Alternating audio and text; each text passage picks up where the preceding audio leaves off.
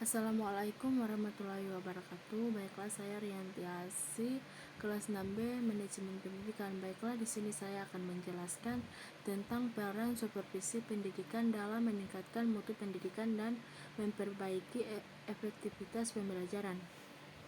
Yang pertama, konsep dasar pengertian, tujuan, prinsip, dan ruang lingkup. Yang pertama, pengertian supervisi pendidikan.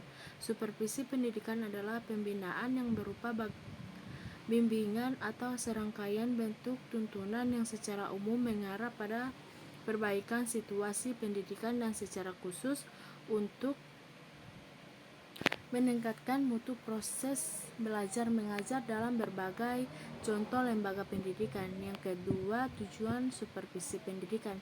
Pembina guru untuk lebih memahami tujuan pendidikan yang sebenarnya dan peranan sekolah mencapai tujuan itu, dan memperbesar kesanggupan guru untuk mempersiapkan peserta didiknya menjadi anggota masyarakat yang efektif.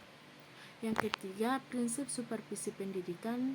Prinsip ilmiah memiliki ciri yang pertama, sistematis, artinya dilaksanakan secara teratur, berencana, dan berkelanjutan. Maksudnya, kegiatan supervisi memiliki perencanaan yang pasti, teratur, pelaksanaannya secara berkelanjutan dan terus-menerus. Yang kedua, objektif, artinya data yang didapat berdasarkan hasil observasi nyata, kegiatan-kegiatan perbaikan atau pengembangan berdasarkan hasil kajian kebutuhan guru atau kekurangan guru, bukan berdasarkan transiran pribadi.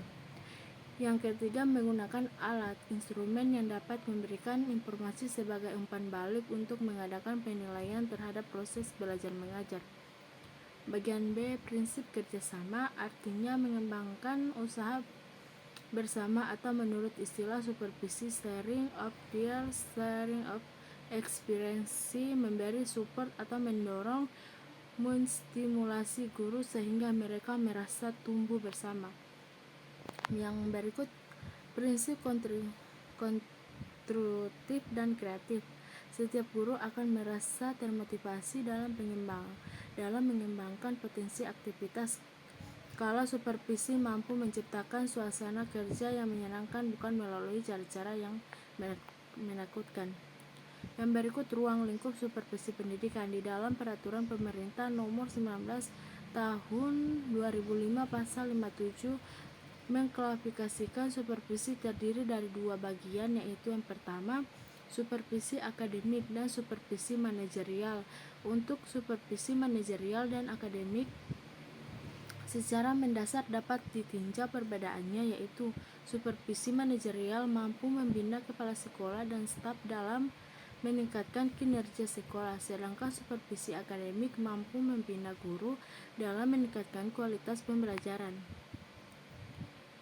Berikut pendekatan dan teknik supervisi pendidikan. Yang pertama, pendekatan supervisi pendidikan, yaitu bagian pertama, pendekatan direktif langsung. Pendekatan ini lahir dari teori psikologi behaviorisme, yaitu segala perbuatan berasal dari rileks atau respon terhadap rangsangan stimulus. Yang kedua, pendekatan non-direktif tidak langsung. Pendekatan ini lahir dari pemahaman psikologi humanistik yang sangat menghargai orang akan dibantu dengan mendengar permasalahan.